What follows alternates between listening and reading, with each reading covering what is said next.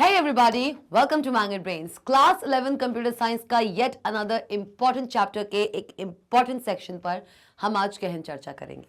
जी हाँ, class 11 computer science code जो आपका 083 है उसका बहुत ही एक्साइटिंग चैप्टर सोसाइटल इम्पैक्ट चल रहा है। मैम चल रहा है, गलत बोल रहे हो। चल नहीं रहा है मैम, दौड़ लगा रहा है, भाग रहा है 180 प्रति घंटे की स्पीड पर। जी हाँ, सोसाइटल इम्पैक्ट जो इतना इंटरेस्टिंग चैप्टर है आपके क्लास 11 कंप्यूटर साइंस में, जिसने आपको Python programming and SQL programming से थोड़ा हटके कुछ चीजें समझाई। इस एंटायर क्लास 11 सीएस में आपने मैक्सिमम ऑफ टाइम्स पाइथन को लेकर, पाइथन क्या है उसका ओवरव्यू, फिर लिस्ट क्या है, डिक्शनरी क्या है, डेटाबेस कॉन्सेप्ट्स क्या है, माई एसक्यूएल क्या है, एसक्यूएल लैंग्वेज क्या है, एसक्यूएल लैंग्वेज के अंदर अलग अलग कमांड्स, ये सारी चीजें, प्रोग्रामिंग रिलेटेड चीजें आपने खूब पढ़ ली। अब बारी आती है सोसाइटल इम्पैक्ट में कुछ ऐसी चीजों के बारे में जानने की जिनके बारे में हम बहुत टाइम अधिकतर इग्नोरेंस देते हैं।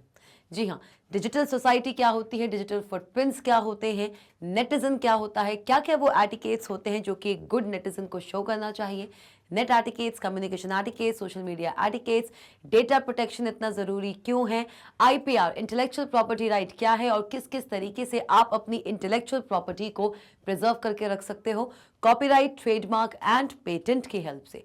अलॉन्ग विद दैट हमने जाना साइबर क्राइम क्या होता है और वो बहुत ही इंपॉर्टेंट टॉपिक था। And with that we've also learned about how to violate any IPR।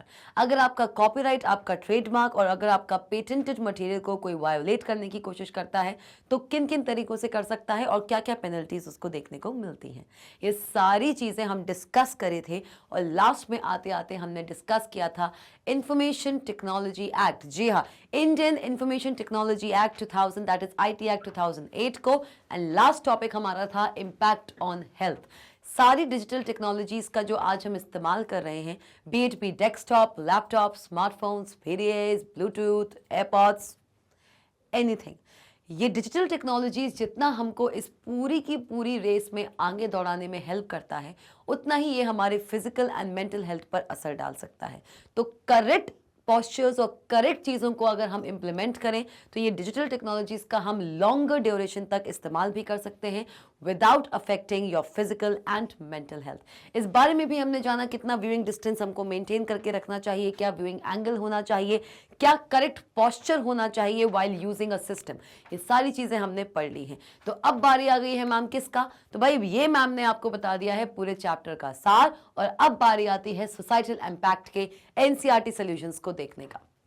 आप सबकी NCERT बुक्स में इस चैप्टर के पीछे कुछ क्वेश्चंस गिवन हैं, उन क्वेश्चंस को आज यहां पर हम देखेंगे, उस पर गहन चर्चा करेंगे। लेकिन इससे पहले कि ये अमेजिंग सा सेशन शुरू हो, आप सब जानते हैं कि magnetbrains.com या फिर आपका अपना मैग्नेट ब्रेन्स इस इंडिया का एक लौता ऐसा प्लेटफॉर्म है जो आपको फ्री एजुकेशन देता है। जी हाँ, क्लासेस KG से लेकर क्लासेस 12 तक सारी क्लासेस के बच्चों को हमारी तरफ से मिलती है एजुकेशन, स्कूल लेवल एजुकेशन, वो भी फ्री फ्री फ्री।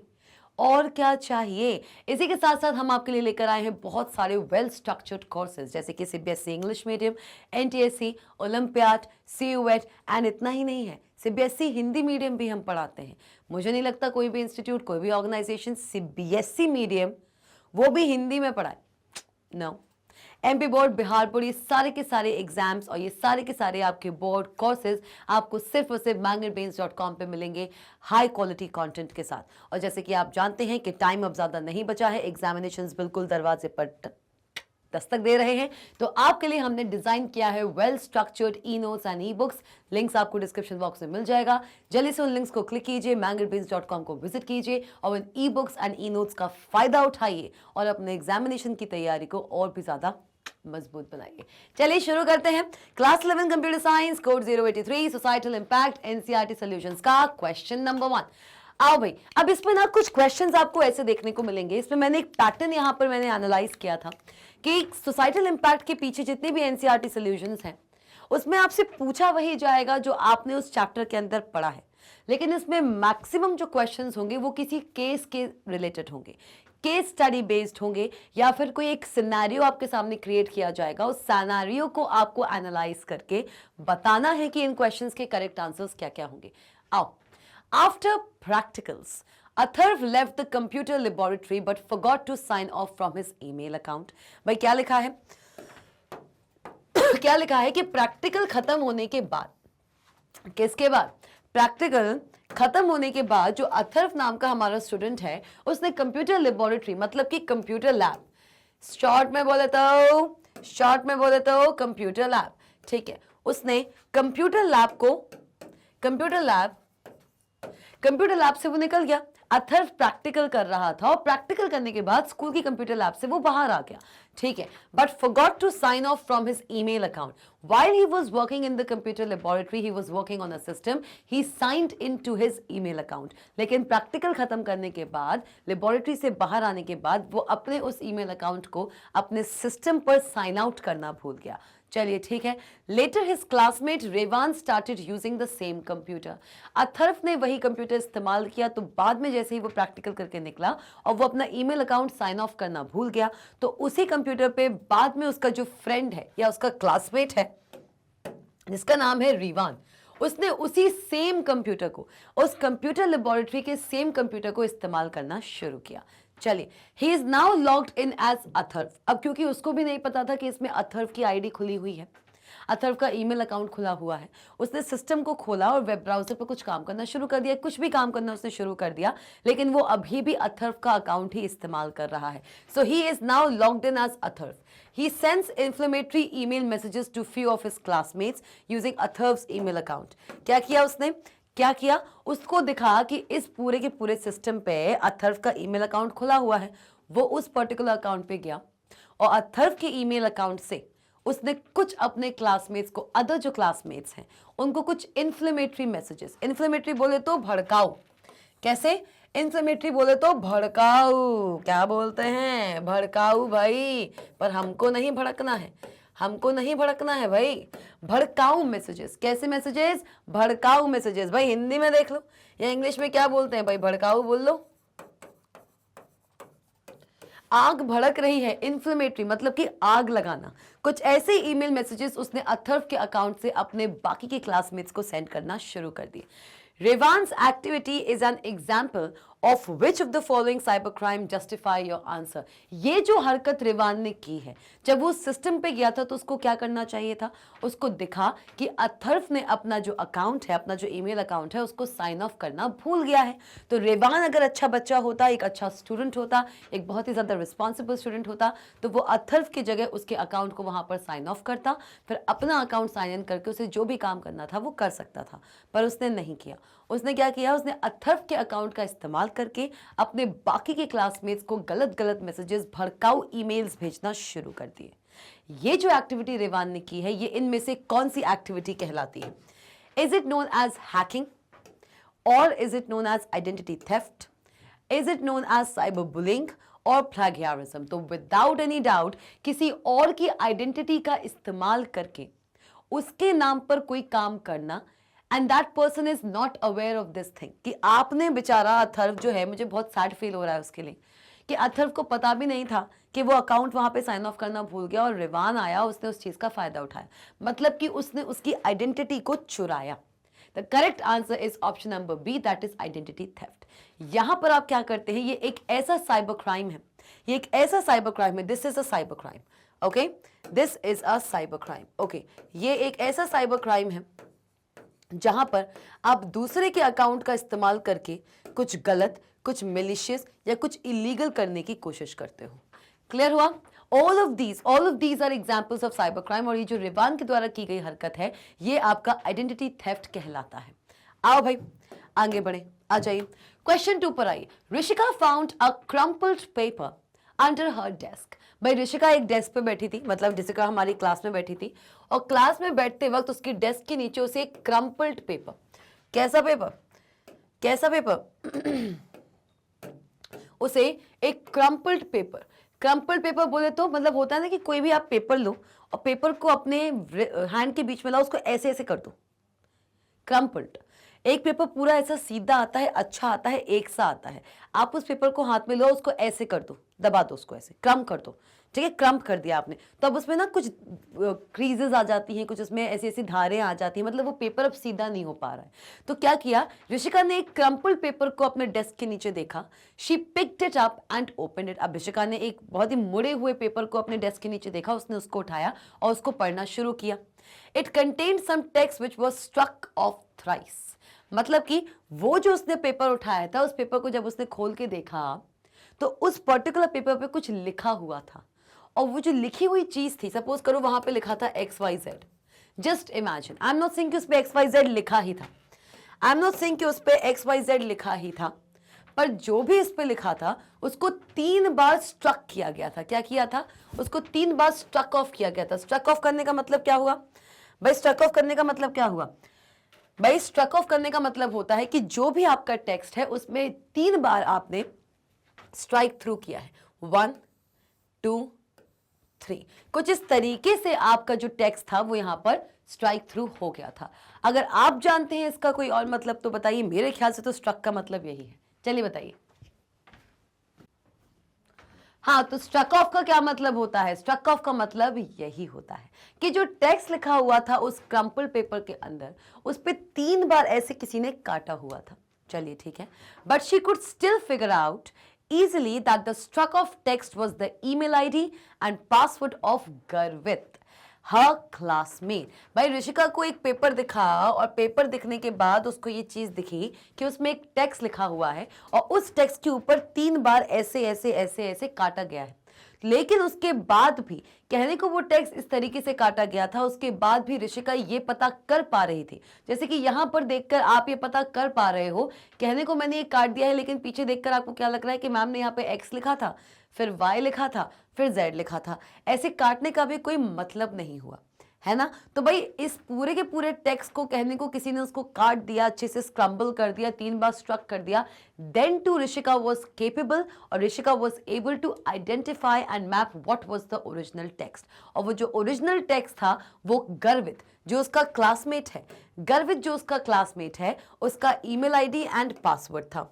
चलिए ठीक है, What is ethically correct for Rishika to do? अब भाई उसके पास एक पेपर आ गया, उसके डेस्क के नीचे एक पेपर रहा था, ऐसे कहते हैं ना कि उसको पेपर को ऐसे मरोड़ दो, क्रम्बल कर दो, ऐसे करके छोड़ दो, उसमें काफी धारें आ जाती हैं, वो पेपर एक सा नहीं होता फिर। तो उस पेपर पे एक टेक्स्ट लिखा था जिसपे बहुत अलग तरीके से वहां पे स्ट्रक किया गया था, उसको काटने की कोशिश की गई थी, but still Rishika was capable to map out what was the actual text written beside the struck of text. और वहां पे उसको ये पता चला कि जो हमारे गर्वित भाई साहब हैं, जो उसका क्लासमेट है, उसका वो यूजर आईडी और पासवर्ड है। तो इस पूरे सिनारियो में ऋषिका को एथिकल रूल्स फॉलो करके इनमें से क्या चीज करनी चाहिए, चलिए आइए। Inform Garvit so that he may change his password, okay. Give the password of Garvit's email ID to all the other classmates. Use Garvit's password to access his account. भाई ऐसे सिनारियो में जो हमारी ऋषिका जी हैं, ऋषिका है कि ऋतिका है, हाँ जी ऋषिका जी हैं, ऋषिका जी को इन तीनों में से क्या करना चाहिए? क्या उसको गर्वित को ये बात बता देनी चाहिए कि कहने को तुमने पेपर में अपना यूजर आईडी और पासवर्ड लिख दिया था और उसको काटने की बहुत कोशिश की थी, but still I was able to map out, कि आपका पासवर्ड मुझे पता चल गया है, इसलिए आप अपना पासवर्ड चेंज कर लो।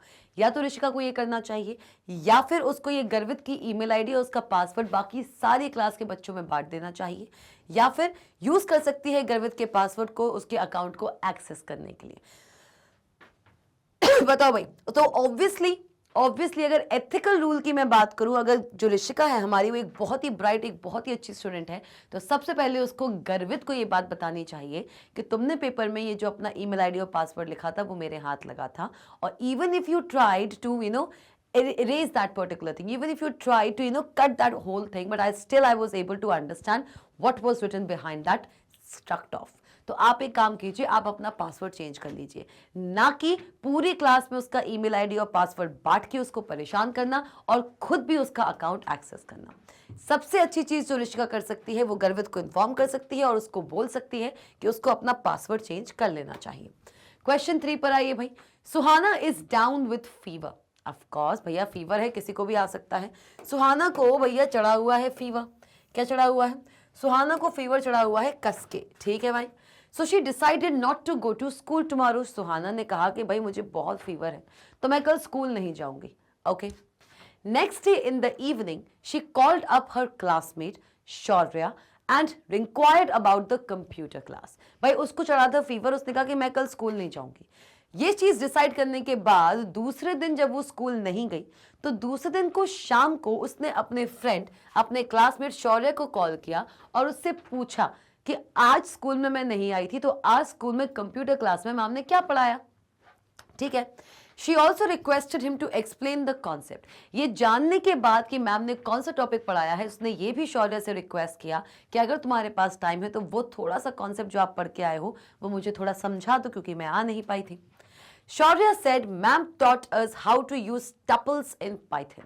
शौर्य ने क्या कहा कि मैम ने हमको पढ़ाया है, शौर्य ने कहा कि मैम ने ना सुहाना, मैम ने हमको पढ़ाया है कि पाइथन में टपल्स को हम कैसे यूज करते हैं, पाइथन के अंदर टपल्स क्या होता है, उसको हम कैसे यूज करते हैं, किस तरीके से क्रिएट करते हैं, एटसेट्रा एटसेट्रा। ये सारा का सारा कॉन्सेप्ट आज मैम ने क्लास में डिस्कस किया। ठीक है। तो फर्दर उन्होंने ये भी कहा कि मैं एक काम करता हूं, क्योंकि सुहाना ने कहा था कि तुम मुझे बता दो, शौर्य से कहा था कि आप मुझे बता दीजिए कि क्लास में आज क्या पढ़ाया गया है कंप्यूटर क्लास में, और इसी के साथ साथ अगर आपके पास टाइम हो, उन्होंने रिक्वेस्ट किया था अगर आपके पास टाइम हो तो थोड़ा सा मुझे वो कॉन्सेप्ट एक्सप्लेन भी कर दीजिए ताकि कल मैं अगर स्कूल आऊँ तो मैं वो कॉन्सेप्ट पूरी तरीके से, ऐसा नहीं कि मुझे उसके बारे में कुछ पता नहीं है, थोड़ा बहुत मुझे पता रहेगा तो मैम अगर आगे का बताएंगी तो मेरे लिए ईजी होगा वहां से ग्रास्प करना। ये उसका इंटेंशन था सुहाना का।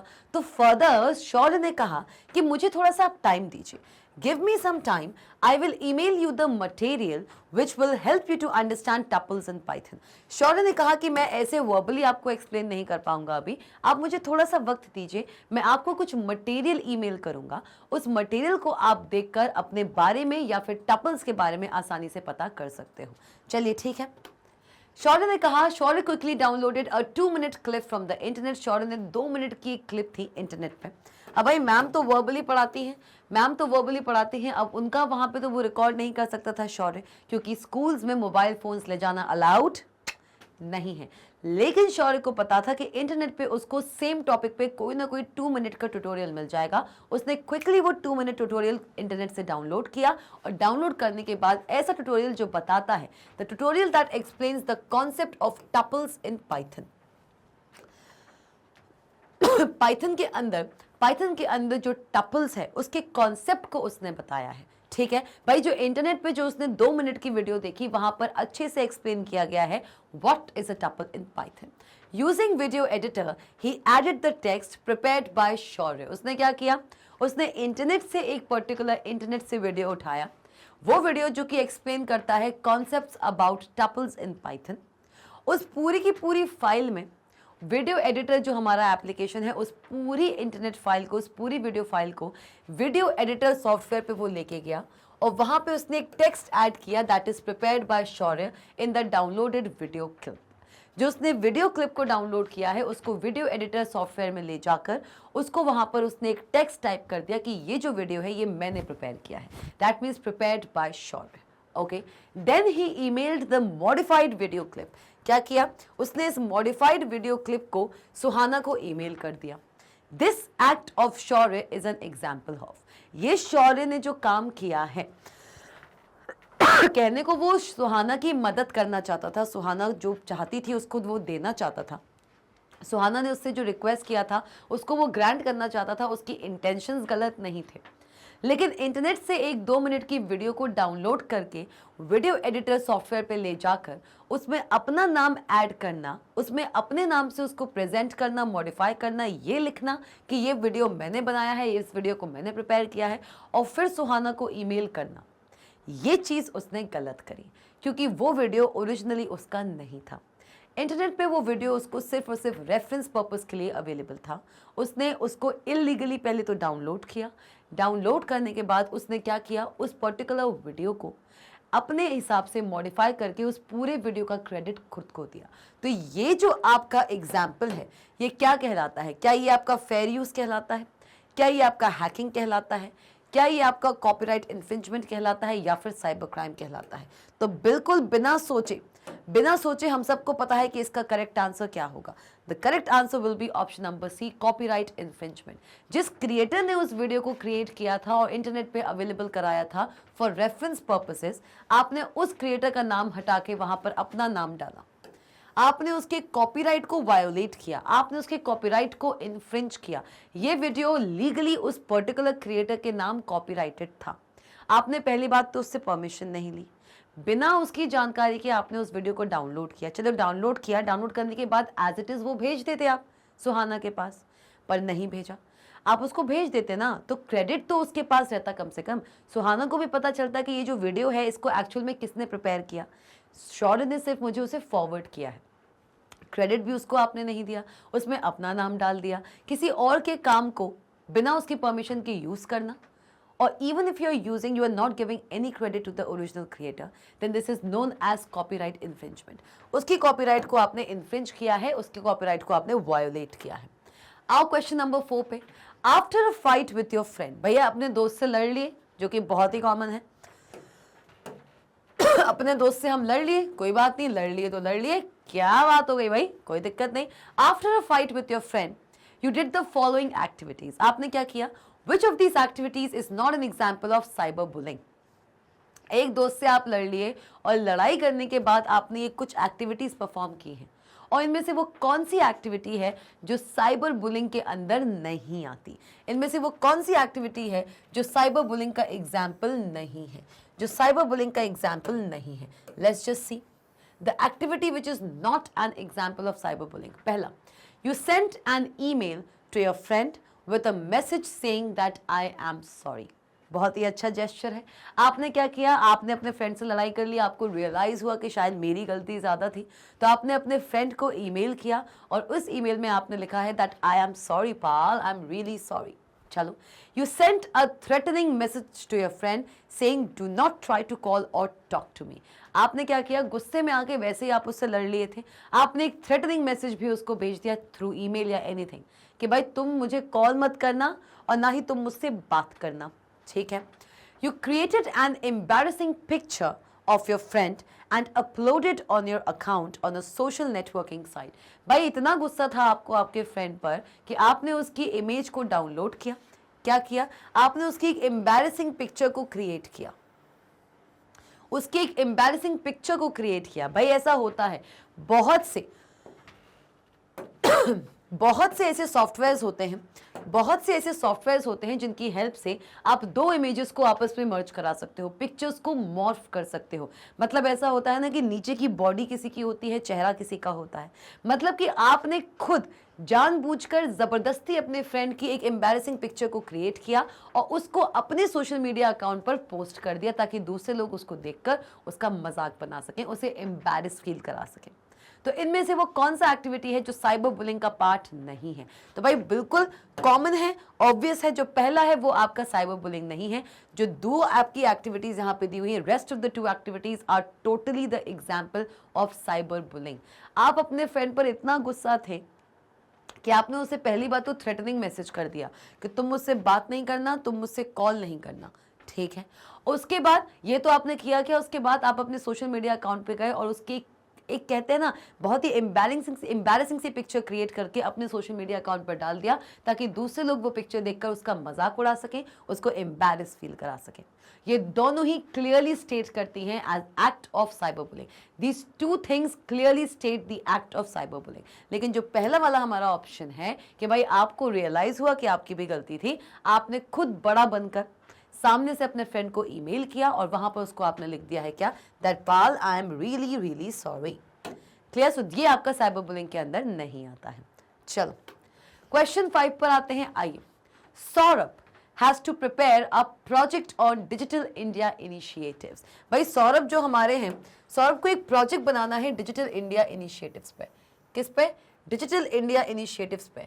सौरभ को एक डिजिटल इंडिया इनिशिएटिव्स पे प्रोजेक्ट बनाना है।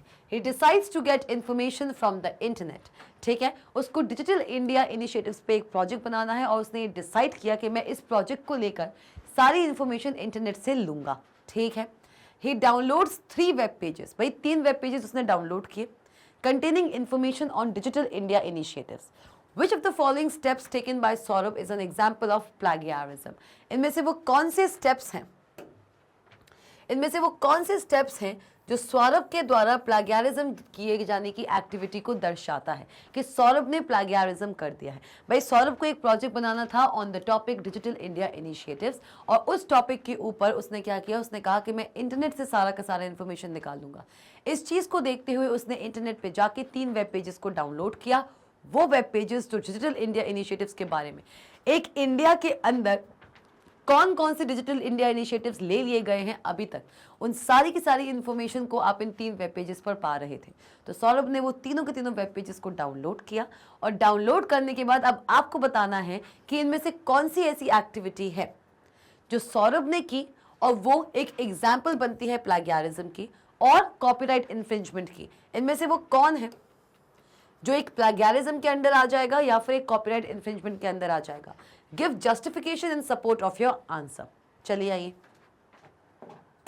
पहला, he read a paragraph on digital India initiatives from web page 1 and rephrased it in his own words. He finally pasted the rephrased paragraph in. Okay, तो क्या कहना चाहता है भाई सौरभ?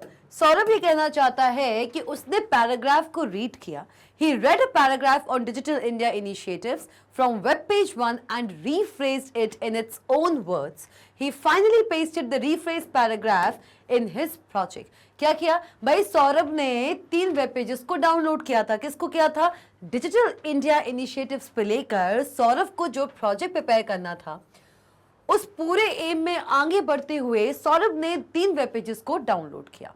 डाउनलोड करने के बाद उन्होंने क्या किया भाई? सौरभ जी ने थोड़ा सा दिमाग चलाया। उन्होंने वेब पेज 1 जो डाउनलोड किया था, जिसमें डिजिटल इंडिया इनिशिएटिव्स के बारे में कुछ चीजें लिखी हुई थी, उसको रिफ्रेश किया अपने खुद के शब्दों में। उसको पढ़ा और पढ़ने के बाद अपने खुद के शब्दों में उसको फिर से रिफ्रेश किया। Okay, he finally pasted the refresh paragraph in his project. Okay, second, he downloaded 3 images of Digital India initiatives from web page 2. He made a collage for his project using these images. Okay, ये भी ठीक है। He downloaded Digital India initiative icon from web pages 3 and pasted it on the front page of his project report. क्या किया भाई? हमारे जो सौरभ जी हैं, उन्होंने एक प्रोजेक्ट जब बनाना था डिजिटल इंडिया इनिशिएटिव्स को लेके, तो इस चीज़ के बारे में इंफॉर्मेशन जानने के लिए, इंफॉर्मेशन कलेक्ट करने के लिए उन्होंने 3 वेब पेजेस को डाउनलोड किया था। ऐसे वेब पेजेस जो डिजिटल इंडिया इनिशिएटिव को लेकर कुछ ना कुछ इंफॉर्मेशन देते थे। डिजिटल इंडिया जो आज के समय का सबसे ज़्यादा हॉट शॉट टॉपिक है। आज कोई भी कहीं पर भी कैसे भी ऑनलाइन ट्रांजैक्शन कर सकता है। छोटी सी शॉप से लेके बड़े बड़े MNCs तक आप डिजिटल इंडिया की हेल्प से बहुत बड़े बड़े ट्रांजैक्शंस चुटकी बजाते हुए करते हैं, राइट? तो सौरभ को जब डिजिटल इंडिया इनिशिएटिव्स पे लेकर जब प्रोजेक्ट बनाना था, तो प्रोजेक्ट बनाते वक्त उन्होंने इन तीनों में से कुछ एक्टिविटीज को परफॉर्म किया। आपको क्या बताना है? Give justification. भाई ये बता दो कि which of the following steps taken by Saurabh is an example of plagiarism और कॉपीराइट इन्फ्रिंजमेंट में। इनमें से वो कौन सा स्टेप है जो सौरभ के द्वारा लिया गया एक प्लागियारिज्म की एक्टिविटी या फिर एक कॉपीराइट इन्फ्रिंजमेंट भी कंसिडर की जा सकती है? तो भाई correct answer is option number D, that is both B and C. मतलब कि जो सौरभ है, उन्होंने डिजिटल इंडिया इनिशिएटिव को लेकर 3 इमेजेस को डाउनलोड किया। ठीक है, 3 इमेजेस को लेकर डाउनलोड किया और उन इमेजेस को एक कोलाज फॉर्म देकर उनको अपने प्रोजेक्ट के लिए इस्तेमाल कर लिया। ये जो 3 इमेजेस थी डिजिटल इंडिया इनिशिएटिव्स पर वेब पेज 2 पर जो ये 3 आपकी इमेजेस थी वो कॉपीराइटेड इमेजेस थी, और जो भी इसका क्रिएटर होगा उसने नहीं अलाउ किया होगा कि आप उसकी इमेजेस विदाउट हिज और हर परमिशन यूज। तो क्या किया उन्होंने कुछ नहीं किया। उन्होंने क्या किया? आपके वेब पेज 2 से 3 इमेजेस को डाउनलोड किया और वो 3 की 3 इमेजेस को एक कोलाज फॉर्म में उन्होंने कन्वर्ट करके अपने प्रोजेक्ट में इस्तेमाल कर लिया। ये जो कहलाता है ये आपका कहलाता है क्या? ये कहलाता है आपका प्लागियारिज्म कहलाता है। देखते हैं भाई, थर्ड पे आइए। भाई BNC दोनों आपके एक्ट ऑफ प्लागियारिज्म या फिर कॉपीराइट इन्फ्रिंजमेंट हैं। चलो आ जाओ। He downloaded digital India initiative icon from web page 3 and pasted on the front page of his project report. तो क्या किया है भाई, डिजिटल इंडिया इनिशिएटिव को लेके गवर्नमेंट ऑफ इंडिया ने, डिजिटल इंडिया इनिशिएटिव को लेके गवर्नमेंट ऑफ इंडिया ने जो लोगो क्रिएट किया था, उस लोगो को डाउनलोड करके अपने प्रोजेक्ट के बिल्कुल फ्रंट पेज पर सौरभ जी ने लगा दिया। तो भाई ये क्या कहलाएगा, ये दोनों ही आपके या तो प्लेगियरिज्म है या फिर आपका कॉपीराइट इन्फ्रिंजमेंट है। और भाई कॉपीराइट इन्फ्रिंजमेंट किसका होता है, कभी भी किसी लोगो का कॉपीराइट इन्फ्रिंजमेंट होता है, वो ट्रेडमार्क होता है। किसी भी ऑर्गेनाइजेशन का लोगो अगर आप उसकी बिना परमिशन के इस्तेमाल करते हैं तो कॉपीराइट इन्फ्रिंजमेंट नहीं बल्कि आपका ट्रेडमार्क इन्फ्रिंजमेंट होता है। लेकिन यहां पर हमको कॉपीराइट एंड प्लेगियरिज्म को बताना था, तो पहला वाला जो होगा वो होगा आपका कॉपीराइट। क्या है ये, आपका कॉपीराइट इन्फ्रिंजमेंट है। ओके, कि भाई बिना उसकी जानकारी के आप जो कॉपीराइटेड इमेज है उसको इस्तेमाल कर रहे हो, उसका कोलाज बना रहे हो। कहने को तो हो जाएगा कि भाई मैंने उसका कोलाज बना दिया, ऐसा तो है नहीं कि मैंने उसका इमेज का यूज किया और उसको एज इट इज लगा दिया। No, I have created a collage out of those 3 images. लेकिन वो 3 की 3 इमेजेस जो आपके वेब पेज 2 पर अवेलेबल थी, उन तीनों को एक साथ तो लेकर आ रहे हो, चाहे कोई भी अलग फॉर्म में लेकर आ रहे हो। तो ये कॉपीराइट इन्फ्रिंजमेंट है और ये आपका क्या है, ये आपका कहलाएगा एक्ट ऑफ प्लेगियरिज्म। क्या कहलाएगा, this will be termed as act of plagiarism. Plagiarism कि भाई किसी भी पर्टिकुलर लोगों को आपने इस्तेमाल किया, पहली बात तो वो अवेलेबल नहीं था इस्तेमाल करने के, आपने इस्तेमाल कर लिया। इस्तेमाल करने के बाद आप उसका जो ओरिजिनल क्रिएटर है उसको क्रेडिट भी नहीं दे रहे हो, बल्कि अपने प्रोजेक्ट के फर्स्ट पेज पे उस लोगों को लगाकर आप ये बता रहे हो कि ये जो लोगो है ये मेरा लोगो है। Right? So this is wrong. So both B and C will be the correct answer to this question. Clear everybody? चलो क्वेश्चन 6 भाई बहुत ही मजेदार क्वेश्चन होने वाला है, क्योंकि ये जो क्वेश्चन 6 है यहां पर आपको करना है मैच द फॉलोइंग। आपके सामने 2 कॉलम्स दिए हुए हैं, column number A and column number B. चलिए आइए भाई, प्लेगियरिज्म क्या होता है। बहुत सी ऐसी चीजें हैं भाई, ये बहुत ही ज्यादा कंफ्यूज कर सकते हैं। मैक्सिमम ऑफ यू इस चीज में कंफ्यूज रहते हैं कि मैम प्लेगियरिज्म और कॉपीराइट इन्फ्रिंजमेंट को आपस में हम डिफरेंशिएट कैसे करें। तो अभी देख लेते हैं, डोंट वरी। आओ तो भाई प्लेगियरिज्म क्या होता है, fakers by offering special rewards or money prize asked for personal information such as bank account information। क्या ये प्लेगियरिज्म है। चलो हैकिंग के सामने क्या लिखा हुआ है कि copy and paste information from the internet into your report and then organise it. Okay, credit card fraud के आगे लिखा है the trail that is created when a person uses the internet. Digital footprint, breaking into computers to read private emails and other files. तो भाई यहां पर आपको match the following करना है। क्या करना है, मैच द फॉलोइंग करना है कि ये आपके सामने कुछ यहां पर कैप्शंस दिए हुए हैं कुछ हेडिंग्स दी हुई हैं और हर हेडिंग का जो करेक्ट एक्सप्लेनेशन है वो आपको यहां पर मैच कराना है। तो मैं इसको दे रही हूं ऑप्शन नंबर ए, मैं यहां पे दे रही हूं ऑप्शन नंबर बी, इसको दे रही हूं मैं ऑप्शन नंबर सी एंड इसको दे रही हूं मैं ऑप्शन नंबर डी। ठीक है, आ जाओ। और भाई इसको मैं क्या दे रही हूं, इसको मैं दे रही हूं 1 2 3 एंड 4। चलो भाई, चलो अच्छे से देखते हैं भाई, मजेदार तरीके से करेंगे इस क्वेश्चन को। आओ सबसे पहले हम क्या देखेंगे, सबसे पहले हम देखेंगे प्लेगियरिज्म को। चलिए आइए, what is a plagiarism. Fakers by offering, भाई आप भी आंसर्स दे सकते हैं जैसे कि आप सब जानते हैं। लाइक कीजिए सेशन को, शेयर कीजिए सेशन को एंड सब्सक्राइब कीजिए मैंगन पेन्स को। कमेंट सेक्शन में जाइए और भाई मैच द फॉलोइंग आपको भी करना है। चलिए फटाफट फटाफट आओ, प्लेगियरिज्म क्या होता है। Fakers by offering special rewards or money prize ask for personal information such as bank account information। क्या ये प्लेगियरिज्म है? बिल्कुल नहीं।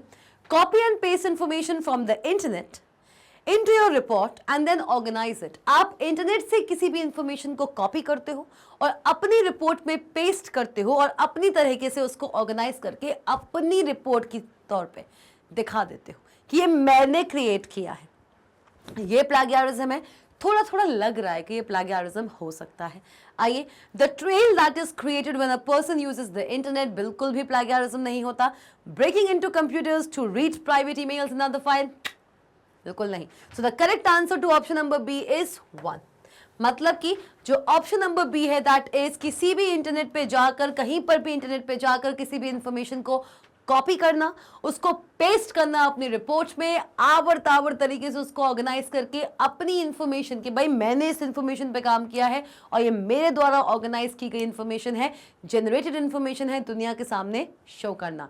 कहने को असलियत में आपने उसको सिर्फ और सिर्फ इंटरनेट पे पढ़ा, वहां से कॉपी किया और अपने रिपोर्ट में पेस्ट कर दिया। So this act is considered as plagiarism.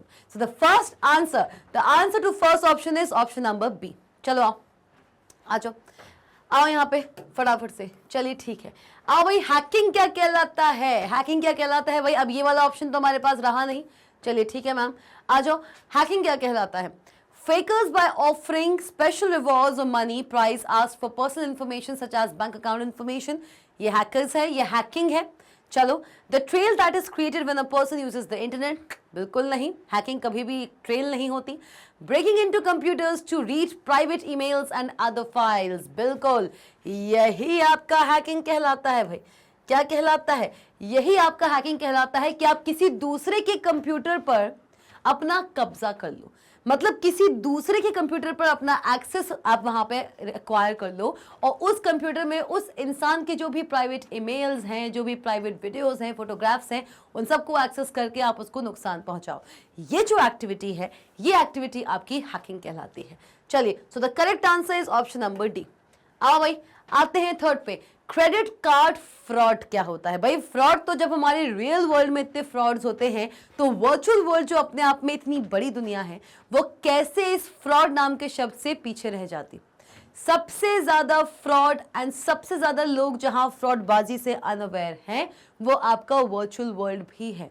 आज भी हमारे इंडिया में, यस, आज भी हमारे इंडिया में ऐसे बहुत से अडल्ट लोग हैं, बहुत से ओल्ड एज लोग हैं जिनको मोबाइल फोन्स अच्छे से इस्तेमाल करना नहीं आता, जिनको सिस्टम्स अभी भी अच्छे से इस्तेमाल करना नहीं आता, और वो इन सारी के सारे टेक्नोलॉजी से जब जुड़ते हैं तो ऐसे फ्रॉड्स का शिकार होते हैं, क्योंकि उनको इतना इंफॉर्मेशन नहीं है that what is right and what is wrong in virtual world. Real world में तो हमें इतनी अकल नहीं होगी जितने हमारे जितने भी सीनियर सिटीजन्स हैं उनको इतना पता होता है कि भाई क्या आपके लिए अच्छा है, क्या बुरा है, क्योंकि उनके पास लाइफ के एक्सपीरियंसेस हैं। बट वर्चुअल वर्ल्ड में जितना हमको एक्सपीरियंस है उतना उनको एक्सपीरियंस नहीं। तो भाई कहते हैं ना, बिल्कुल वाइस वर्सा, पूरा केस ही वाइस वर्सा है। आ जाओ भाई, आते हैं क्रेडिट कार्ड फ्रॉड पे। भाई क्या कहलाता है credit card fraud? The trail that is created when a person uses the internet, बिल्कुल नहीं, इट इज फेकर्स। क्या होता है? This is fakers. ओके, चलिए, fakers by offering special rewards और money prize asked for personal information such as bank account information. बहुत से ऐसे फेक लोग होते हैं ऑनलाइन जो आपसे, आपको कॉन्फिडेंस में लेके आपको अपनी बड़ी बड़ी स्कीम्स दिखाकर अट्रैक्ट करते हैं और आपसे आपकी बहुत ही ज़्यादा सेंसिटिव इंफॉर्मेशन लाइक जो मोबाइल नंबर तो उनके पास है, तब भी मोबाइल नंबर, ईमेल आईडी, आपका बैंक अकाउंट बैलेंस, आपका बैंक अकाउंट नंबर, आपका आईएफएससी कोड, यहाँ तक कि सीवीवी और पिन भी मांग लेते हैं और आप लोग भोलेपन में वो पिन दे भी देते हैं। तो ये फ्रॉड फेकर्स के द्वारा वर्चुअल वर्ल्ड पर बहुत ज़्यादा एक्टिव है और इसी को हम क्रेडिट कार्ड फ्रॉड कहते हैं। सो the correct answer for option number A is serial number 3। चलिए आइए, आते हैं लास्ट पे भाई। अगर विदाउट एनी डाउट देख लिया जाए, तो बचता क्या है? आपका option number C, that is fourth. मतलब डिजिटल फुटप्रिंट क्या होते हैं? Trail of data, trail of data, the trail that is created when a person uses the internet. आप जब भी इंटरनेट पे कुछ भी सर्च करते हैं, हमको ये लगता है कि हम किसी भी ब्राउजर पर जाकर कुछ भी सर्च करेंगे, किसी को क्या पता चलना? ब्राउजर बंद कर देंगे, ज़्यादा से ज़्यादा क्या ब्राउजर की हिस्ट्री में सेव होगा, हिस्ट्री क्लियर कर देंगे, किसी को क्या पता चलेगा? हाँ, ये बात मैं जानता हूँ या ये बात मैं जानती हूँ कि अगर बहुत ही थॉरो इन्वेस्टिगेशन होगी तो जो डेटा मेरे द्वारा डिलीट किया गया है मेरे ब्राउजर सेटिंग से, उसको आसानी से बहुत ही हाईटेक पीपल जो बहुत ही ज़्यादा टेक्निकल एक्सपर्ट्स होते हैं वो उसको रिट्रीव कर सकता है। पर इतना कष्ट कौन करेगा, राइट? लेकिन हमारी ये बहुत बड़ी गलतफहमी है। आप ब्राउजर्स की हिस्ट्री से किसी भी डेटा को डिलीट कर सकते हो, लेकिन आपका यही डेटा का ट्रेल आपके वेब सर्वर पे भी स्टोर होता जाता है। वो वेब सर्वर जो आपको सर्विसेज प्रोवाइड करता है, जो आपके द्वारा सर्च की गई हर एक रिक्वेस्ट को सर्व करता है, आपके द्वारा भेजी गई हर सर्च रिक्वेस्ट आपके वेब सर्वर तक जाता है और वही वेब सर्वर आपके द्वारा सर्च की गई हर रिक्वेस्ट का एक ट्रेल बनाकर, कहते हैं ना कि एक लेखा जोखा बनाकर अपने पास रखता है। तो अगर ये सोच रहे हो कि किसी को नुकसान पहुंचाने के लिए कभी कोई एक्टिविटी कर दी हो और वो चीज़ कभी पकड़ में नहीं आएगी, अपने ब्राउजर्स की हिस्ट्री को डिलीट करके अगर आपको लगता है कि आपने अपना गुनाह छुपा लिया, तो ये आपकी बहुत बड़ी गलतफहमी है, राइट। आपके बहुत ही हाई टेक एक्सपर्टीज जो रखते हैं लोग बाग ना, वो आसानी से वेब सर्वर पे आपके ट्रेल का एक्सेस पाके आपके द्वारा की गई हर एक एक्टिविटी को ट्रेस कर सकते हैं, क्योंकि आप अपना डिजिटल फुटप्रिंट हर जगह छोड़ते जाते हैं। Clear? So the correct answer is option number C. चलो आओ, तो भाई क्या था देख लीजिए। ए का 3 है, बी का 1 है, सी का 4 है, डी का 2 है, और यही आपका आंसर है। देख लो, ठीक है। एक बार नजर मार लीजिए इस पे, अगर हमने कहीं पर भी कोई भी गलती की हो तो। ओके, चलो आओ भाई आगे बढ़ते हैं। आइए क्वेश्चन 7। चलो, you got the below shown SMS. भाई ये मेरे पास एक एसएमएस आया है, ठीक है। ओके, ये मेरे पास एक एसएमएस आया है। Okay ma'am, let's just see this SMS. You got the below shown SMS from your bank quarrying a recent transaction. भाई आपको आपके बैंक से एक मैसेज आया और आपका बैंक आपसे पूछ रहा है कि अभी रीसेंट में, बिल्कुल अभी जैसा आपने जो ट्रांजैक्शन किया है उससे रिलेटेड वो कुछ पूछना चाह रहा है आपसे। चलिए आइए। Okay, answer the following. You got the below shown SMS from your bank quarrying a recent transaction. Answer the following. तो भाई इससे पहले कि हम क्वेश्चंस को देखें, चलो एक बार मैसेज पढ़ लें कि बैंक की तरफ से हमारे पास मैसेज आखिर आया क्या है। जब तक इस मैसेज को नहीं पढ़ेंगे क्वेश्चंस का आंसर्स कैसे दे सकेंगे। आओ। Bank has noticed that your ATM card was recently used at XYZ online store on 26th of November 2018 at 1 p.m. for rupees, okay, 20,010 rupees. Okay, if the transaction was not carried by you, urgently SMS your PIN number on this. भाई आपके bank इतना ज्यादा आपको अच्छी अच्छी services provide करते हैं। Out of the numerous services given by their bank, आपकी बहुत सारी सर्विसेज जो बैंक आपको देती है उसमें से सबसे अच्छी सर्विस अगर मैं कहूँ, उनमें से सबसे अच्छी सर्विसेज में अगर मैं कहूँ तो ये होती है कि अगर आपके बैंक में कोई भी एक्टिविटी हो रही है, आपके अकाउंट में कोई भी डेबिट, आपके अकाउंट में कुछ भी क्रेडिट अगर हो रहा है, तो अल्टीमेटली जैसे ही अकाउंट में कोई भी एक्टिविटी होगी, आपका बैंक आपको वाया एसएमएस, वाया कॉल, किसी भी माध्यम से उस चीज़ के बारे में जानकारी देगा। तो भाई यहाँ पर बात करते हैं बैंक की कि भाई बैंक कह रहा है कि हमने अभी रिसेंट में आपके एटीएम कार्ड पे एक एक्टिविटी यहां पर नोटिस की है कि आपके एटीएम कार्ड को रिसेंटली यूज किया गया। क्या किया गया? आपका जो एटीएम कार्ड ना बंधु, उस एटीएम कार्ड को भी यूज किया गया है XYZ ऑनलाइन स्टोर पर। भाई तारीख भी बता दी है भाई, 26 नवंबर 2018 को। कितने बजे? दोपहर के 1 बजे। अच्छा माँ, कितने रुपए के लिए? भाई कितने रुपए निकाले गए हैं? कितने रुपए निकाले गए हैं? 20,010 रुपए। कितने रुपए भाई? कितने रुपए? 20,010 रुपए। चलो अब क्या पूछ रहा है? आउट ऑफ कंसर्न वो आपसे ये पूछ रहा है, if the transaction was not carried by you, अगर ये ट्रांजैक्शन आपकी तरफ से नहीं हुआ है, क्योंकि आपका रजिस्टर्ड नंबर हमारे पास है, तो अगर आपने ये ट्रांजैक्शन नहीं किया है तो अर्जेंटली एसएमएस कीजिए पिन नंबर। आप अपना क्या कीजिए? आप एसएमएस कीजिए अपना पिन। किस पे? आप एसएमएस कीजिए अपना पिन। नंबर आपको दे दिया गया है कि ये आपका नंबर है, इस नंबर पर आप अपने उस पर्टिकुलर एटीएम का जो पिन होता है, भाई हर एटीएम का एक पिन होता है। आप जब भी एटीएम पे जाते हैं, ऑटोमेटिक टेलर मशीन्स, आप जैसे ही वहां जाते हैं, आप अपना कार्ड इंसर्ट करते हैं, वहां पे आपको एक पिन डालना पड़ता है। अपना पिन कभी भी किसी को मत बताना, चाहे वो कोई भी हो, चाहे आपका कोई भी फैमिली मेंबर हो, चाहे कोई भी कितना भी घनिष्ठ मित्र क्यों ना हो। आपका एटीएम पिन सिर्फ आपको पता होना चाहिए, राइट? आपके बैंक अकाउंट का सीवीवी वो भी आपको पता होना चाहिए, डेबिट कार्ड का सीवीवी वो आपको पता होना चाहिए, आईएफएससी कोड चलता है, अकाउंट डिटेल्स भी हर किसी को मत दिया करो। चलो आ जाओ। तो भाई अपने पिन, जो आपके अकाउंट का पिन है, जो आपके एटीएम कार्ड का पिन है, वो आप इस नंबर पर भेज दीजिए। चलिए ठीक है। अब भाई ये देख के ना तो मुझे भी थोड़ा सा डाउट हो रहा है। क्या हो रहा है मैम? आपको क्यों डाउट हो रहा है? ये तो बैंक की तरफ से मैसेज आया है ना कि हमने अभी आपकी एक्टिविटी एटीएम कार्ड में ये एक्टिविटी देखी कि आपका एटीएम कार्ड यूज़ किया गया XYZ ऑनलाइन स्टोर पे 26 नवंबर को दोपहर के 1 बजे, इतने इतने रुपए निकाले गए हैं। तो अगर आपने किया है तो अच्छी बात है, अगर नहीं किया है तो अपने एटीएम कार्ड का पिन इस नंबर पर भेज दो। चलो क्वेश्चंस देखो पहले, फिर मैं अपनी कंफ्यूजन की वजह बताऊंगी आपको। चलिए आइए। Will you SMS your pin number two the given contact number.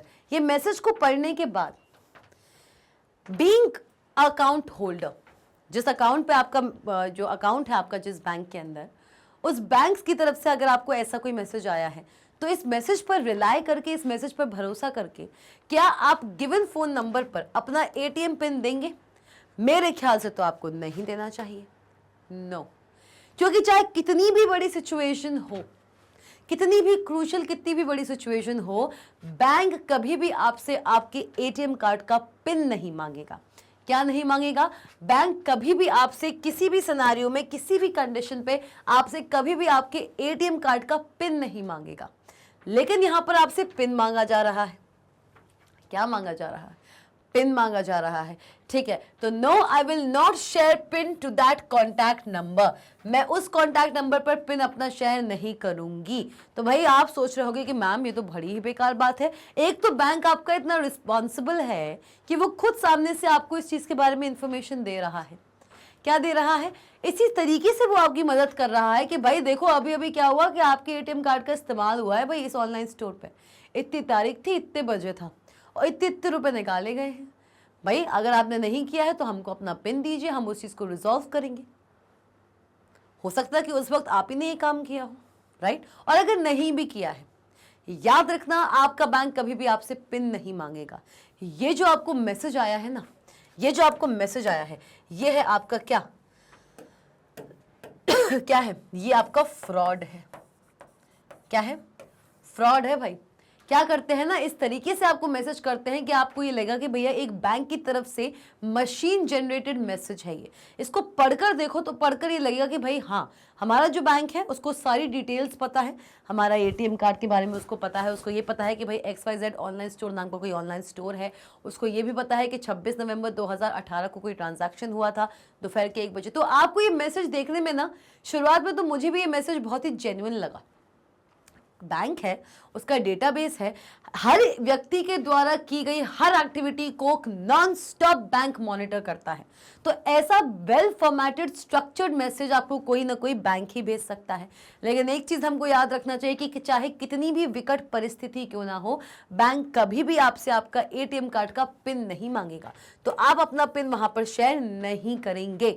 चलिए आइए, will you call the bank helpline number two recheck the validity of the SMS receive. भाई आप क्या करोगे? आपके पास बैंक का हेल्पलाइन नंबर है जो कि जेन्युइन हेल्पलाइन नंबर है।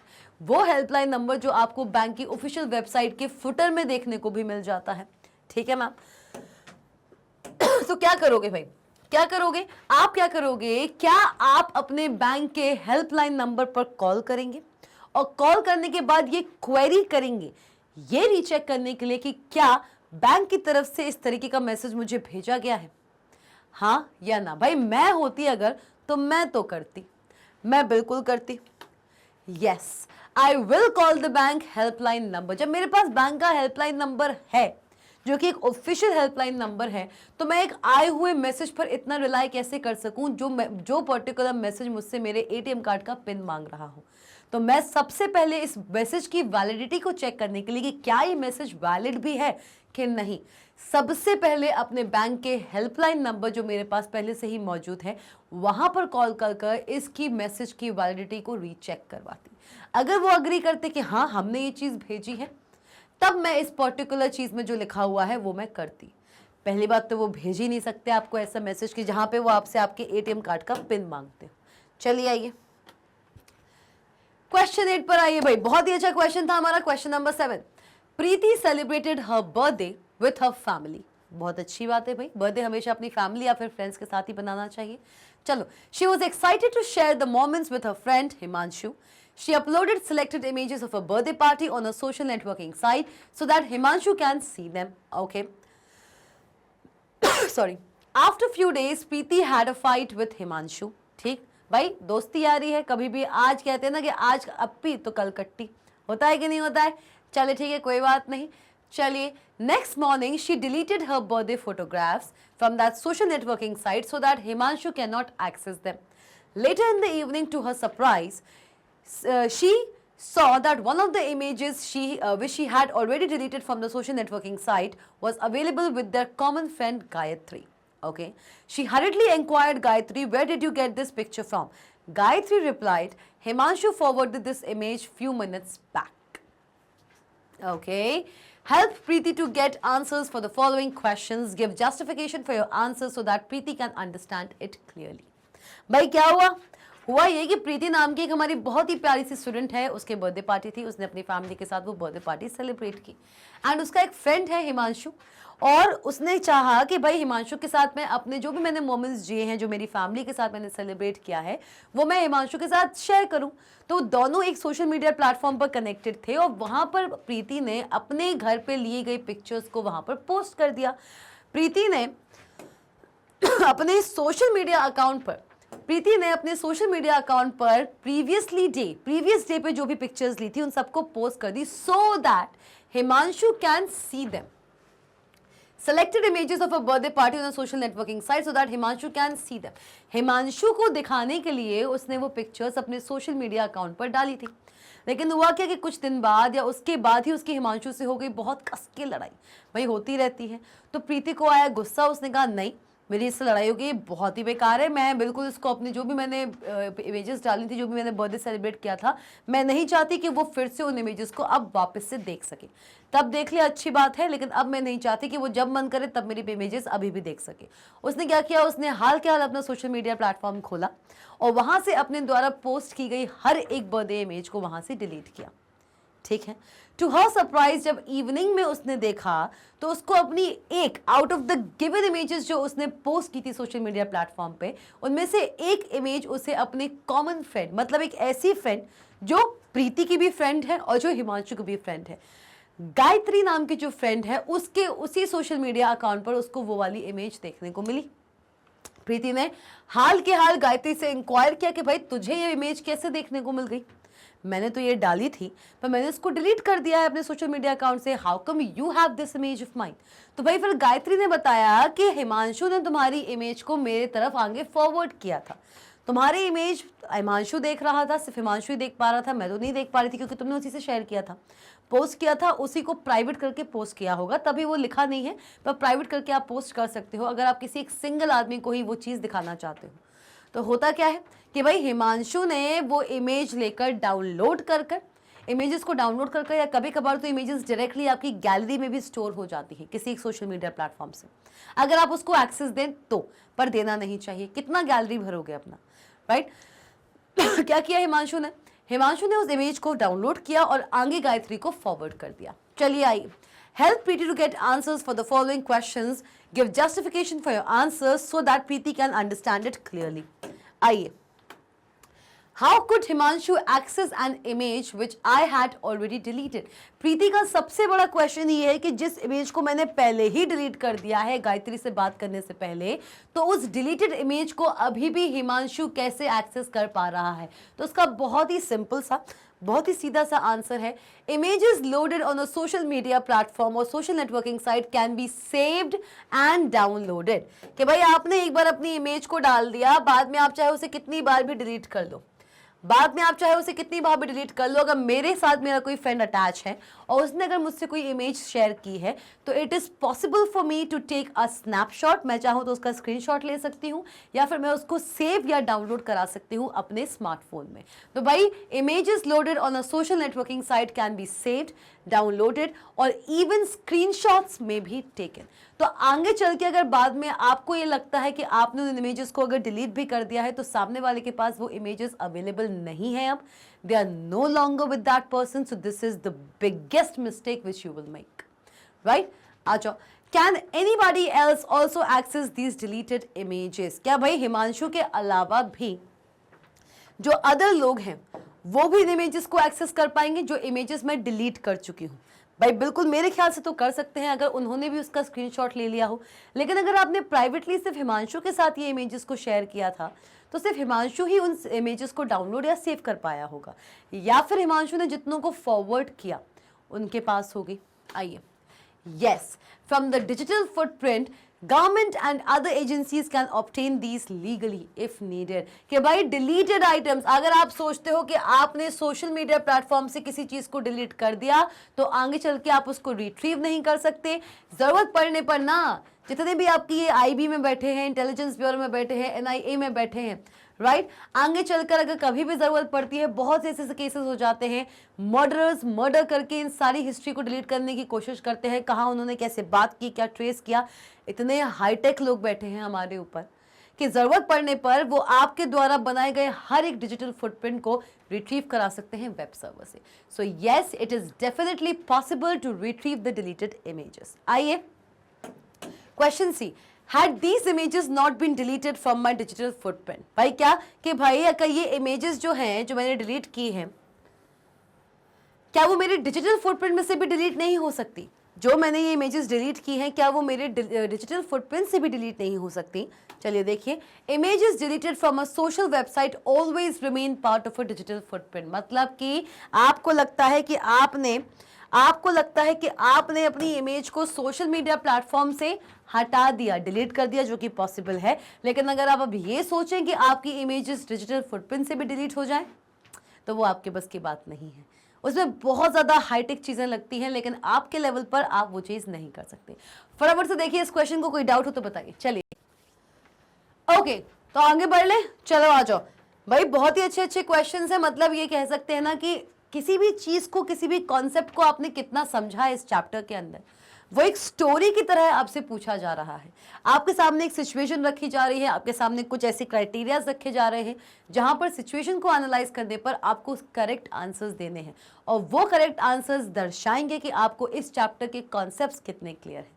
चाहे वो आपका डिजिटल फुटप्रिंट हो, या फिर आपका डिजिटल सोसाइटी, या फिर आपका नेटिजनशिप हो, या फिर आपका आईपीआर ही क्यों ना हो।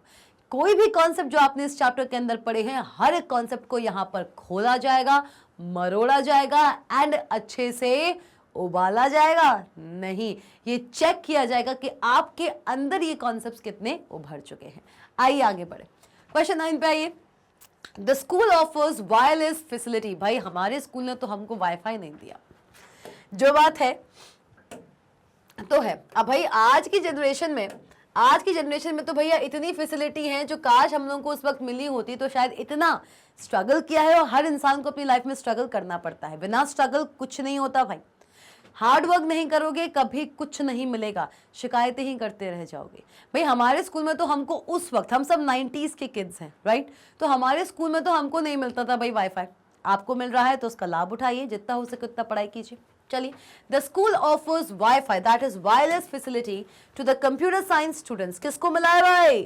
किसको मिला है? स्कूल ने ऑफर किया है wireless facility that is WiFi to specially the computer science students of class 11th।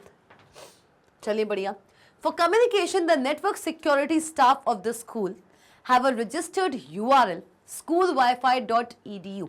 क्या किया उन्होंने कि भाई आपस में कम्युनिकेशन कराने के लिए, कि बच्चों को एक अच्छा हम एक प्लेटफॉर्म तैयार करके दे सकें। बच्चों को हम वाईफाई इसलिए प्रोवाइड करा रहे हैं ताकि वो आपस में इंटरनेट से के थ्रू कनेक्ट हो सके और एक दूसरे से कम्युनिकेट कर सकें, एक्सचेंज ऑफ इंफॉर्मेशन कर सकें। और इसी चीज को ईजी बनाने के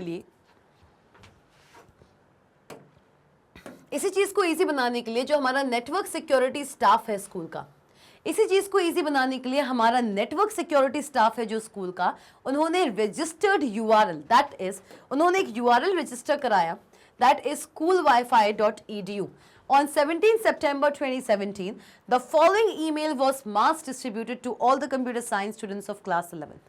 ठीक है, the email claimed that the password of the students was about to expire. Instructions were given to go to URL to renew their password within 24 hours। भाई क्या बताया है? चलो उन्होंने ये बताया है कि भाई पहली बात तो स्कूल में जितने भी बच्चे हैं उन सब तक ज़्यादा से ज़्यादा इन्फॉर्मेशन, ज़्यादा से ज़्यादा रीच पहुंचाने के लिए स्कूल में वाईफाई फैसिलिटी को इस्तेमाल किया गया। क्लास 11th के स्टूडेंट्स जो कंप्यूटर साइंस स्टूडेंट्स हैं उनके लिए फैसिलिटी अवेलेबल थी, हर बच्चे के लिए नहीं थी। इस चीज़ को आगे बढ़ाने के लिए स्कूल का जो एडमिनिस्ट्रेशन था उन्होंने किस चीज़ का लॉन्च किया? उस पर्टिकुलर स्कूल के नेटवर्क सिक्योरिटी स्टाफ ने एक registered URL that is schoolwifi.edu को लॉन्च किया। और इसी URL की हेल्प से सारे क्लास 11 के कंप्यूटर साइंस स्टूडेंट्स को एक सिंगल मेल गया। और वो मेल क्या बोलता था कि उनका वाईफाई पर जो भी पासवर्ड है उनके अकाउंट का, वो एक्सपायर होने वाला है 24 घंटे के अंदर। वो इस पर्टिकुलर लिंक पर क्लिक करें और अपने जो वाईफाई का पासवर्ड है, जो अपना अकाउंट का पासवर्ड है, उसको रिन्यू करें। चलिए ठीक है, आइए अब उन्हें कैसे करना है, यूआरएल पर जाके कैसे करना है, वो सारे के सारे इंस्ट्रक्शंस भी दिए हुए थे। इस मेल के अंदर ही एक वाईफाई पर जाकर, इस वाईफाई की लिंक पर जाकर, इस वाईफाई की लिंक पर जाकर, दैट इज schoolwifi.edu की लिंक पर जाकर किस तरीके से अपने अपने अकाउंट्स के पासवर्ड्स को रिन्यू कराना है, इन सारी की सारी चीज़ें, ये सारी की सारी स्टेप्स एज इंस्ट्रक्शंस भी दिए हुए थे इसी सिंगल मेल के अंदर। चलिए, मास मेल सेंड किया था भाई, चलो आ जाओ, आते हैं क्वेश्चंस पे। Do you find any discrepancy in this email? क्या आपको इस ईमेल के अंदर, भाई ईमेल को देख लो आप, चलो आओ। Dear students, this email is meant to inform you that your school Wi-Fi network password will expire in 24 hours. Please follow the link below to update your password. schoolwifi.edu update password. Thank you network security staff. चलिए आइए, your password will expire in 1 day. Okay. चलो ठीक है, तो भाई देखते हैं कि क्या इस ईमेल में हमको कोई भी ऐसा भेदभाव या कोई भी ऐसी चीज लगी जो अटपटी हो। Yes, if you look carefully, the URL given in mail has one extra I. भाई कहाँ है I? देखो जरा ध्यान से, देखो क्या दिया हुआ है इसमें, क्या दिया हुआ है इसमें, दिया हुआ है school wifi, that is WIFI। और यहाँ पर देखना ध्यान से, अगर आपको विजिबल हो तो, अगर आपको विजिबल हो, अगर आपको ये चीज़ विजिबल नहीं हो रही हो क्योंकि थोड़ा सा आपका स्मॉल लिखा है, तो आप अपनी बुक्स को खोल सकते हैं, अपने NCERT की बुक्स को खोलिए और इस क्वेश्चन पे जाइए, क्वेश्चन नंबर 9 पर, और यहाँ पर आपको वो डिफरेंस समझ आ जाएगा। आइए भाई, यहाँ पर दिया हुआ है WIFII, क्या दिया हुआ है यहाँ पर, दिया हुआ है स्कूल वाईफाई। क्लियर हुआ? तो भाई आपका जो URL था वो कौन सा था, WIFI, लेकिन यहां पर क्या दिया हुआ है, WIFII, तो ये करेक्ट URL नहीं है, this is not the correct URL। बच्चे अगर इस URL को ओपन करेंगे तो वो किसी अदर ही वेब पेज पर डायरेक्ट हो जाएंगे, ना कि आपके स्कूल एडमिनिस्ट्रेशन के द्वारा बनाए हुए एक जेन्युइन वेब पेज पर, जहां पर जाकर स्टूडेंट्स अपने अपने नेटवर्क पासवर्ड को रिन्यू करा सकते थे। Right? So the correct answer is yes, there is a discrepancy. There is a discrepancy. If you look carefully, the URL given in mail has one extra I. The original school URL is school Wi-Fi. क्या है भाई, single I है F के बाद, single I.edu, while URL given in the mail is school Wi-Fi. मतलब कि F के बाद यहाँ पर double I आपको देखने को मिल गया, which is not a correct link to go, to follow and to change the password of the network. Clear? चलो आप बी पार्ट पे आइए।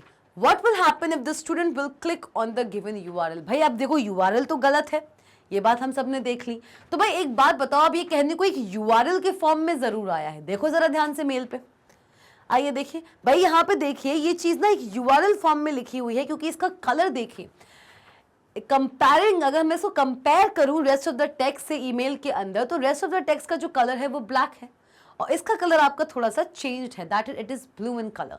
और किसी भी टेक्स्ट के अंदर अगर ब्लू कलर में कोई चीज लिखी आ जाए और उसके नीचे अंडरलाइन आ जाए, that means that thing is hyperlink. वो चीज आपका URL है, वो चीज आपका हाइपरलिंक है, जिस पे आप क्लिक कर सकते हो और जंप कर सकते हो किसी एक डेस्टिनेशन वेब पेज पर। चलिए ठीक है मैम, समझ गए बात। क्वेश्चन क्या कहता है, what will happen if the student will click on the given URL? अब भाई URL गलत है, ये हमने जान लिया, लेकिन एक है तो URL ना, और अगर URL है तो कहीं ना कहीं तो हमको जंप कराएगा। अब देखते हैं क्या होगा, चलिए आइए। It is a fishing site. क्या है ये? एक फिशिंग साइट है, मतलब कि दिखने में लगेगी ऐसी कि भाई ये आपके स्कूल के द्वारा बनाया हुआ schoolwifi.edu इसी की साइट है। आप अगर इसको ध्यान से नहीं देखेंगे, अगर आपने ये चीज नोटिस नहीं की कि F के बाद 2 I लगी है, तो आप इसके जंगल में फंस जाओगे।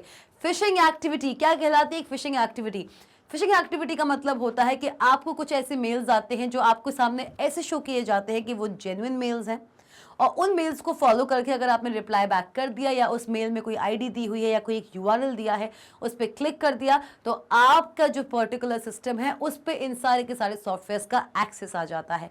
It is a fishing site which will still the students data. एक ऐसी साइट जिसको बस चाहिए ही है कि आप उस साइट पर क्लिक करो। आपके स्कूल के नेटवर्क, जो आपका नेटवर्किंग स्टाफ है, उसके द्वारा भेजा हुआ मेल नहीं है ये किसी ने आपके स्कूल के बारे में सब कुछ जाना, उसने ये भी जाना कि इस स्कूल में वाईफाई फैसिलिटी प्रोवाइड की जा रही है, क्लास 11 स्टूडेंट्स के लिए अब यहाँ पे प्रोवाइड की जा रही है, और ये यहाँ पे इन्होंने एक रजिस्टर्ड यूआरएल कराया है। तो उसी के जैसा मिलता जुलता उन्होंने एक रजिस्टर्ड ईमेल या एक रजिस्टर्ड यूआरएल बना दिया। यूआरएल में कुछ चीज़ें ऐड कर दी, कुछ वेब पेजेस डिज़ाइन कर दी जो अल्टीमेटली आपके सॉफ्टवेयर को या आपके सिस्टम को नुकसान पहुँचाएंगे। आपको एक इस तरीके का मेल किया कि आपको लगेगा कि भाई नहीं, ये तो हमारे स्कूल के द्वारा ही आया हुआ है। और लगेगा क्यों नहीं, देखो ज़रा मेल को देखो एक बार ध्यान से, क्यों नहीं लगेगा। देखो, जब थैंक यू में नेटवर्क सिक्योरिटी स्टाफ लिखा है तो आपको पता है कि हमारे स्कूल में नेटवर्क सिक्योरिटी स्टाफ ने ही इस पर्टिकुलर यूआरएल को डिज़ाइन किया है और वही हमको ये मेल भेजेगा, तो भाई ये मेल जेन्युइन है। आपने क्यों आपको लगा, क्योंकि आप सिर्फ एक चीज़ देखना भूल गए कि यहाँ पर FII है, ना कि सिंगल आई। दिखने में लगेगा कि भाई स्वीट स्वामी टाइप का, पर है नहीं भाई। चलो आ जाओ, तो भाई क्या होगा, it is a fishing site which will still the students data. इस पर्टिकुलर मेल का एजेंडा ही यही था कि कोई भी स्टूडेंट इसके झांसे में आकर उस यूआरएल पे बस एक बार क्लिक कर दे, और जैसे ही आप उस यूआरएल पर क्लिक करेंगे ना, हर कोई आपकी तरह तेज नहीं हो सकता। वो सिर्फ ये देखेगा, हाँ क्या लिखा है, स्कूल वाईफाई लिखा है, ठीक है, अच्छा मेल है, सब कुछ अच्छा है। वो ये चेक करेगा ही नहीं कि F के बाद 2 आई लिखा है और हमारा यूआरएल तो सिंगल आई का था। वो क्लिक कर देगा और बस कर दिया, और आपके सर्वर में वो घुस गया सॉफ्टवेयर, और आपके सर्वर में जितने भी स्टूडेंट्स का डेटा है उसको खा गया, स्टील कर गया, राइट। तो भाई ये जो एक्टिविटी है ये आपकी फिशिंग एक्टिविटी है। आइए, is the email an example of cybercrime? Of course, phishing is a cybercrime. Yes. If yes, then specify which type of cybercrime is it. भाई आंसर में ही पता चल गया, this is a phishing thing. Yes, it is an example of phishing where using a similar looking URL and site people are fooled. आपके सामने Amazon की website का platform देखकर कि अमेज़ॉन में यहाँ पर ये होता है, अच्छा बीच में मेन्यू बार होता है, अच्छा यहाँ पे प्रोडक्ट्स होते हैं, अच्छा यहाँ पे आइकॉन बना होता है, वहाँ पे कार्ट होता है, यहाँ पे अकाउंट होता है, राइट। कुछ इस तरीके का दिखता है अमेज़ॉन का होम पेज, राइट, भरा भरा सा लगता है। ऐसी साइट्स होती है ना, ये ऐसे हाईटेक बंदे होते हैं जो मिलता जुलता एक वेबसाइट क्रिएट करेंगे। आपको ऐसा शो होगा कि आपके सामने अमेज़ॉन का ही प्लेटफॉर्म खुला है, बस फर्क पता क्या कर देंगे। देखो, ओरिजिनल जो अमेज़ॉन का यूआरएल है वो तो आपका रजिस्टर्ड है, तो उसको तो वो इस्तेमाल कर नहीं सकते। अमेज़ॉन का ऑफिशियल यूआरएल क्या है, यही है www.amazon.com। अब इसका तो इस्तेमाल वो कर नहीं सकते, उसका पूरा का पूरा इंटरफेस वैसा बना देंगे। भाई हम सब HTML पढ़ के आए हैं, जावास्क्रिप्ट पढ़ के आए हैं, CSS पढ़ के आए हैं, बहुत बड़े बड़े महारथी फुल स्टैक डेवलपमेंट पे काम कर रहे हैं। अमेज़ॉन से मिलता जुलता एक वेबसाइट बनाना कोई बड़ी बात नहीं। जो बहुत हाईली टेक्निकल पीपल हैं, जो वो वेबसाइट डेवलपमेंट में जिनका बहुत साल का एक्सपीरियंस है, वो चुटकी बजाते ऐसा का ऐसा इंटरफेस फिर से खड़ा कर सकते हैं। बस वो आपका ये यूआरएल जो है, ये वेब एड्रेस जो है, उसका इस्तेमाल नहीं कर सकते, क्योंकि अमेज़ॉन कंपनी का ये एक रजिस्टर्ड वेब यूआरएल है, एड्रेस है। तो वो क्या करेंगे ना, www.com as it is क्या करेंगे भाई, Amazon। दिखने में लगेगा कि हाँ ये Amazon का ही ऑफिशियल साइट है। अब ये आपके ऊपर डिपेंड करता है कि आप ये गलती पकड़ पा रहे हो या नहीं पकड़ पा रहे हो। आपके सामने वेबसाइट खुल के आएगा, बिल्कुल वैसे ही बन के आएगा जैसा Amazon का होता है। तो ऐसे में ना, ये बनाते ही ऐसा माहौल है कि सामने वाला जो कस्टमर है वो उसकी छोटी सी गलती, छोटा सा फ्लॉ ना पकड़ पाए। और अगर आप बहुत ही तेज नज़र रखते हैं, बहुत ही पेनी नज़र रखते हैं, तो आप बहुत अच्छे से समझ जाओगे कि भैया तुमने प्लेटफॉर्म तो बना लिया अमेज़ॉन जैसा, तुमने वेबसाइट तो बना ली अमेज़ॉन जैसी, लेकिन तुम्हारा यूआरएल पकड़ लिया मैंने। क्या अलग है, क्या अलग है भाई। अमेज़ॉन एस कब से होने लगा, Amazon is always Z, Amazon is always Z भाई, एस कब से आने लगा। तो ये एक फेक वेबसाइट है, एक फिशिंग की एक्टिविटी है, जहां पर भाई अमेज़ॉन का क्यों बनाएंगे, आपसे आपके बैंक अकाउंट डिटेल्स लेने को। amazon.com पर आप जाते हो, कोई भी चीज़ परचेज करते हो, वहां पर आपका एक डेटाबेस पहले से क्रिएट होता है, आपका अकाउंट पहले क्रिएट किया जाता है, जहां पर आपके क्रेडिट कार्ड डिटेल्स, आपके डेबिट कार्ड डिटेल्स, आपका UPI डिटेल्स सारी डली होती है, राइट। तो वो इस चीज को आपसे छीनना चाहते थे, इस चीज को एक्वायर करना चाहते थे। So this activity is fishing and it is a terrible and really really really hazardous, बहुत ज़्यादा। आप कहीं भी कुछ भी वेबसाइट अगर विजिट करते हैं उसको बहुत ही ढंग से विजिट करने की ज़रूरत है। आंख बंद करके किसी भी वेबसाइट को विजिट मत किया करो। बार बार बोल रही हूँ, पूरे सोसाइटल इम्पैक्ट चैप्टर में मैंने ये बोला है। और अगर आपने मेरी बाकी की वीडियोस नहीं देखी हैं तो इसी बात पर लाइक कीजिए सेशन को, अगर मज़ा आ रहा है कमेंट सेक्शन में बताना मत भूलना, शेयर कीजिए इस सेशन को अपने friends, family, cousins and classmates के साथ एंड सब्सक्राइब कीजिए द मैग्नेट ब्रेन्स को। चलिए आइए क्वेश्चन 10 पर आते हैं। इस पूरे के पूरे सेशन में मैंने रखे हैं सिर्फ और सिर्फ आपके 11 क्वेश्चंस। जी हाँ, आप सब कहेंगे कि मैम हमारे पास तो 21 क्वेश्चंस हैं चैप्टर के अंदर, तो भाई करेंगे थांबा सारे क्वेश्चंस अच्छे से करेंगे। मैं ये पूरा का पूरा सेशन आपका 2 पार्ट्स में तोड़ रही हूँ ताकि हमारा जो इंटरेस्ट चल रहा है, जो हमारा फ्लो चल रहा है, उसमें बोर नाम का जो एलिमेंट है वो नहीं आना चाहिए। 2 पार्ट्स में करो, क्या दिक्कत है? क्वेश्चंस को करने से मतलब है। आ जाओ भाई, question 10। You are planning to go for a vacation. भाई आप प्लान कर रहे हो कि हम एक वेकेशन पर जाएंगे। भाई कौन नहीं चाहता कि हम वेकेशन पे जाएं? चलिए आइए। You serve the internet to get answers for the following queries. अब भाई सबसे पहले तो आज के समय पे ना, जो आज का दौर चल रहा है, आप जब भी अपने दिमाग में एक आइडिया लाते हो ना कि भाई चलो इस बार ना शिमला चलेंगे घूमने, अच्छा इस बार ना नैनीताल चलेंगे, अच्छा इस बार मनाली चलेंगे, अच्छा कुछ लोग तो रिलीजियस पिलग्रिमेज पे भी चले जाते हैं कि भाई इस बार चलो चारों धाम करते हैं, बद्रीनाथ चलते हैं भाई, है ना। मैं एक नॉर्मल किसी एक रिलीजन को यहाँ पर सपोर्ट नहीं कर रही हूँ, it's just an example, right. This no such intention कि मैं किसी एक रिलीजन को, कुछ लोग मक्का मदीना भी जाते हैं, राइट। तो मैं किसी भी एक पर्टिकुलर रिलीजन को यहाँ पर नहीं टारगेट कर रही हूँ, it's just a fun class and a very healthy conversation. चलिए आइए। तो भाई you are planning to go for a vacation, you serve the internet to get answers for the following queries. आज के ज़माने में अगर मुझे कहीं पे भी जाना है, कहीं का भी मैं प्लान आउट कर रही हूँ, तो सबसे पहले हमारा फ़ोन उठता है और उस पर खुलता है इंटरनेट। इंटरनेट खोल के हम सबसे पहले जहाँ पर जाने का प्लान आउट करते हैं वहाँ की वेदर कंडीशंस को देखते हैं, वहाँ की इमेजेस देखते हैं, जिस जगह पर हम जाने की सोच रहे हैं वहाँ पे कुछ देखने लायक है भी कि नहीं, कि बस एवं ही हम चले जा रहे हैं। तो क्या करोगे? You want to know about that place and you are surfing the internet to get answers for the following queries। पहला कि भाई जहाँ पर जाने का सोच रहे हो वहाँ की वेदर कंडीशंस क्या है, अगर सूटेबल हैं तो जाओगे, अगर नहीं है तो क्या फ़ायदा है। Availability of air tickets and fares, भाई जहाँ पर भी जाना चाह रहे हो वहाँ पर प्लेन जाता है कि नहीं जाता है, पहली बात। और दूसरी बात कि वहाँ अगर हम जाएंगे तो ऑन टोटल हमारा कितना क्या खर्चा हो सकता है।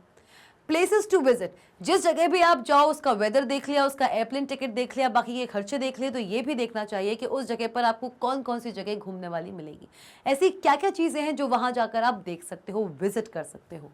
Best hotel deals, of course आज हमारे ऐसी बहुत से वेबसाइट्स हैं जिनकी हेल्प से आप घर बैठे किसी अदर शहर जहाँ पर आप प्लान कर रहे हो जाने का, वहाँ पर पहले से ही होटल में एक अपना रूम रिजर्व करा सकते हो। मेक माई ट्रिप, अगोडा, बहुत सी ऐसी साइट्स हैं, राइट। चलिए भाई आ जाओ। Which of your above mentioned actions might have created a digital footprint. इनमें से वो कौन सा एक्शन है जिसने इंटरनेट पे आपका एक डिजिटल फुटप्रिंट बना दिया होगा? भाई मेरे ख्याल से तो ये हर एक एक्टिविटी ऐसी है जिसने मेरा एक डिजिटल फुटप्रिंट ज़रूर बनाया है। किस पे? आपके इंटरनेट पे, मतलब कि वेब सर्वर पे। लेकिन out of the given activity सबसे ज़्यादा जो मेरा डिजिटल फुटप्रिंट बनेगा और जिस डीएफ का टारगेटेड कंपनीज मुझे नोटिफिकेशंस भेजने के लिए ज़्यादा इस्तेमाल कर सकती हैं, मेरी वो सर्च हिस्ट्री हो सकती है होटल डील्स के बारे में पता करना। कोई भी जो होटल्स होते हैं उनको पता चलता है कि भाई ये जो यूज़र है वो इस शहर के होटल्स के बारे में जानना चाहता है और हमारा यहाँ पर होटल है, तो वो हमको टारगेट एडवर्टाइजमेंट भेजना शुरू करते हैं, वो हमारे डिजिटल फुटप्रिंट को एक्सेस करते हैं। चलिए फिर आएगा हमारा tickets, air tickets and fares, ये भी हो सकता है। प्लेसेस टू विजिट, या it can be weather conditions. Digital footprint तो हर चीज़ का बनेगा, ज़्यादा किसका बनेगा? तो मेरे ख्याल से तो B&D होना चाहिए, बाकी देखते हैं। चलिए आइए। All of this I told you, see I told you। भाई इंटरनेट पे अगर ये भी सर्च कर लेते हो ना, इंटरनेट पे अगर आप ये भी सर्च कर लेते हो, भाई देखो ज़रा इससे ज़्यादा क्या होगा भाई, इससे ज़्यादा क्या होगा आपके सामने सबूत कि अगर आप ये भी सर्च कर लेते हो तो भी ये आपका एक डिजिटल फुटप्रिंट छोड़ जाता है कि भाई इंटरनेट पे ही हम सर्च कर रहे हैं कि व्हाट इज़ इंटरनेट। विकिपीडिया खुल के आ जाएगी दैट इंटरनेट इस दुनिया का सबसे बड़ा नेटवर्क है, एक ऐसा नेटवर्क जो इस दुनिया के हर एक सिस्टम को, चाहे वो आपका डेस्कटॉप हो, चाहे लैपटॉप हो, चाहे स्मार्टफोन हो, एक ऐसी डिवाइस जो कोई डेटा सेंड कर सके और किसी दूसरे डिवाइस के द्वारा आए हुए डेटा को रिसीव कर सके, वो डिवाइस एक नेटवर्क पर एक नोड बनने के काबिल है। The device which is capable to transfer some data and to receive some data, that means the device which is capable to perform data communication over a network is capable to be a part of internet. Clear? Clear हुआ? तो भाई internet क्या होता है भाई हम सब जान चुके हैं। तो इंटरनेट पे अगर यही सर्च करवा रहा कि व्हाट इज एन इंटरनेट, तो ये भी एक डीएफ क्रिएट कर देगा। आ जाओ लास्ट क्वेश्चन। आओ भाई question number 11, how would you recognise if one of your friend is being cyber bullied. भाई बहुत अच्छा क्वेश्चन है। इससे पहले कि इस क्वेश्चन पर हम आगे बढ़े, लाइक कर दो भैया, इस वीडियो को लाइक कीजिए, जल्दी जल्दी शेयर कीजिए, सब्सक्राइब बटन दिख रहा है, बेल आइकॉन दिख रहा है, उसको प्रेस कीजिए और बनिए मैग्नेट ब्रेन्स की अमेजिंग सी फैमिली का एक बहुत ही वैल्यूएबल पार्ट। देखो इस क्वेश्चन को, मिलते हैं 2 मिनट में। आ जाओ। ओके, आते हैं क्वेश्चन नंबर 11 पे, जो कि मोस्ट प्रोबेबली हमारे इस वीडियो का लास्ट क्वेश्चन है। एक्साइटेड हो तो वो भी बताओ कमेंट सेक्शन में।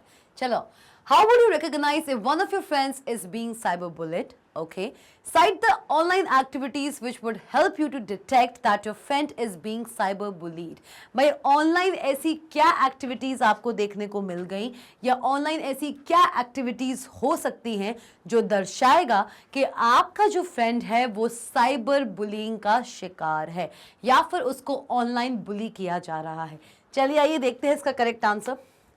रिपीटेड पोस्टिंग ऑफ रूमर्स, आपके फ्रेंड को लेकर जो रूमर्स उड़ रहे हैं उसको कोई ना कोई रिपीटेडली पोस्ट करे जा रहा है, वो साइबर बुलिंग है।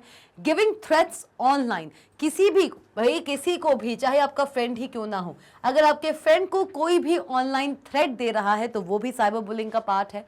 Posting the victims personal information, बिना विक्टिम की परमिशन के आप उसका पर्सनल इंफॉर्मेशन अलग अलग जगह पोस्ट कर रहे हो तो वो भी एक साइबर बुलिंग है। चलिए फिर रुकिए, चलिए ठीक है। सेक्सुअल हैरेसमेंट सिर्फ और सिर्फ आपका रियल वर्ल्ड में ही नहीं बल्कि आपके ऑनलाइन वर्ल्ड में भी बहुत तेजी से बढ़ रहा है। जी हाँ, सेक्सुअली अगर कोई भी हैरेसमेंट आपके फ्रेंड को फेस करना पड़ रहा है तो वो भी साइबर बुलिंग का ही पार्ट होता है। और comments aimed to publicly ridicule a victim, ऐसे कमेंट्स किसी एक पोस्ट पर जो आपके फ्रेंड को लेकर ही एम किए गए हों और आपका पब्लिक प्लेटफॉर्म पर आपके फ्रेंड का मजाक उड़ाने के लिए ही बनाए गए हों, तो ऐसे कमेंट्स भी साइबर बुलिंग का पार्ट कहलाते हैं। क्लियर? तो ये सारी की सारी ऐसी एक्टिविटीज हैं जो अगर आपके फ्रेंड के साथ होती हैं तो वो साइबर बुली कहलाएगा। अच्छा, या फिर साइबर उसको बुली किया जा रहा है online. What provisions are in IT act 2000? भाई बहुत बढ़िया, वो क्या प्रोविजंस हैं आपके IT एक्ट 2000 जिसको हम 2008 में फिर से एक बार अमेंड कर चुके हैं।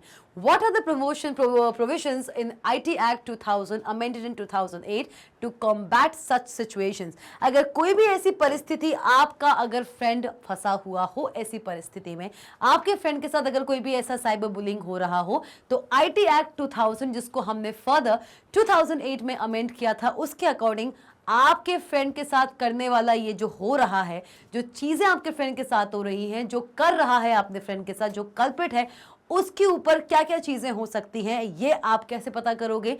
IT एक्ट की प्रोविजंस की हेल्प से। तो वो कौन कौन से प्रोविजंस हैं? The act provides legal framework. क्या प्रोवाइड करता है? एक्ट प्रोवाइड करता है legal framework for electronic governance by giving recognition to electronic records and digital signatures. The act outline cyber crimes and penalties for them. भाई आपके IT act में जो एक लीगल फ्रेमवर्क की तरह काम करता है, जहां पर इलेक्ट्रॉनिक डॉक्यूमेंट्स को भी उतना ही वेटेज दिया जाता है जितना कि एक हार्ड कॉपी डॉक्यूमेंट्स को। भाई गवर्नमेंट संस्थान है, जब तक आपका इंटरनेट इतना ज्यादा लागू नहीं हुआ था इंडिया के अंदर, हार्ड कॉपी का ही काम ज्यादा चलता था, चाहे वो प्राइवेट हो चाहे वो गवर्नमेंट हो। आज भी आधे से ज्यादा काम गवर्नमेंट में, चाहे वो कोई भी गवर्नमेंट ऑर्गेनाइजेशन हो, वो आपका हार्ड कॉपी फॉर्मेट में ही होता है। लेकिन IT एक्ट 2000 जिसको फर्दर हमने 2008 में अमेंड करवाया था, वो एक्ट के अकॉर्डिंग एक ऐसा लीगल फ्रेमवर्क आपको डिजाइन करा मिला है इस एक्ट के अंदर, जहां पर जितनी वैल्यू एक हार्ड कॉपी डॉक्यूमेंट की होती है उतनी ही इक्विवेलेंट वैल्यू अब एक इलेक्ट्रॉनिक डॉक्यूमेंट की या एक इलेक्ट्रॉनिक रिकॉर्ड की भी होगी, एज वेल एज आपके डिजिटल सिग्नेचर्स की भी। भाई कोई भी डॉक्यूमेंट किसी भी सरकारी संस्थान में बिना ऑफिसर के साइन के आगे फॉरवर्ड नहीं किया जा सकता, ये बात हम सब जानते हैं। एक फाइल भी अगर हमारी आगे मूव करानी है तो उसको अलग अलग लेवल्स पर सिग्नेचर्स चाहिए, अलग अलग लेवल्स पर मूव होता है, तब जाके अल्टीमेट हाई लेवल पर पहुंचती है, तब जाके उसमें जो लिखा है वो इंप्लीमेंट होता है, राइट तो ऐसे में कभी कभार ऐसा होता है कि जब तक फाइल आपके ऑफिसर तक पहुंची है और वो फाइल बिल्कुल अर्जेंटली बैठी हुई है, अटकी हुई है, और उसी दिन आपके ऑफिसर को किसी अर्जेंट काम से बाहर जाना पड़ा, तो ऐसे में आपकी फाइल फर्दर डिले ना हो तो उस ऑफिसर का जो डिजिटल सिग्नेचर है वो भी उस ऑफिसर के हैंड रिटन सिग्नेचर की जगह ले सकता है। So digital signature electronic record का भी उतना ही वैल्यू है, उतना ही वैलिडिटी है जो कि एक आपका हैंड रिटन सिग्नेचर और एक हैंड रिटन रिकॉर्ड की होगी। और इसी के साथ साथ भाई मैम क्वेश्चन ये था कि अगर ऐसी कोई सिचुएशन आती है, कोई ऐसा साइबर बुलिंग का केस आता है, तो आईटी एक्ट के अकॉर्डिंग क्या क्या चीजें हो सकती है, कौन से ऐसे प्रोविजंस हैं। तो भाई आईटी एक्ट जब एक लीगल फ्रेमवर्क की तरह काम करता है, किसके लिए, इन सारे इलेक्ट्रॉनिक रिकॉर्ड्स और डिजिटल सिग्नेचर्स को एक वैलिडिटी प्रोवाइड कराने के लिए। अलॉन्ग विद दैट इसी आईटी एक्ट के अंदर इस दुनिया में होने वाले या स्पेशली इंडिया में होने वाले हर एक साइबर क्राइम का लेखा जोखा है कि आपके साथ किस प्रकार का साइबर क्राइम हो सकता है, और हर साइबर क्राइम को लेके जो पेनल्टीज हैं, जो सजा है, जो पनिशमेंट है, वो भी उसमें लिखी हुई है। तो भाई अगर आपके फ्रेंड के साथ कोई ऐसी चीज हो रही है, उससे कहो कि बिल्कुल परेशान नहीं हो, उससे कहो कि बिल्कुल परेशान नहीं हो, क्योंकि हम लेंगे अब गवर्नमेंट का सहारा, लॉफुली इस चीज को हम टैकल करेंगे। कोई भी अगर आपको ऑनलाइन परेशान कर रहा है, हम बिल्कुल लॉफुली उसके खिलाफ एक रिपोर्ट दर्ज करा सकते हैं हर स्टेशन में साइबर सेल के अंदर। तो इसी के साथ साथ हमारा आज का सेशन यहीं पर एंड होता है। मजा आया इस सेशन में? अगर अच्छा लगा है तो लाइक करना मत भूलना, शेयर करना मत भूलना इस सेशन को अपने friends, family, cousins and classmates के साथ, एंड सब्सक्राइब कीजिए भाई मैंगेट ब्रेन्स को। और भाई जाते जाते ये सारे के सारे जो टॉप नॉच कोर्सेज हम आपके लिए डिजाइन कर लाए हैं, उन पर एक बार देख लीजिए उनको एक बार।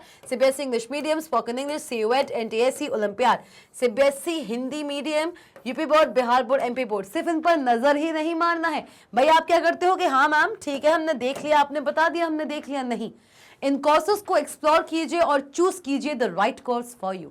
अलॉन्ग विद दैट, जैसे कि आप जानते हैं समय ज्यादा नहीं बचा है, एग्जामिनेशंस बिल्कुल आपके डोर पर दस्तक दे रहे हैं।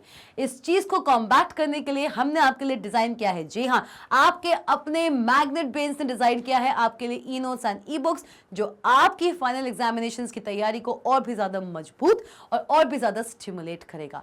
ई नोट्स और ई बुक्स की लिंक्स आपको डिस्क्रिप्शन बॉक्स में मिल जाएंगी। मिलते हैं इसी चैप्टर के एनसीईआरटी सॉल्यूशंस पार्ट 2 के साथ, जहां पर हम रिमेनिंग 10 क्वेश्चंस को डिस्कस करेंगे। Stay tuned.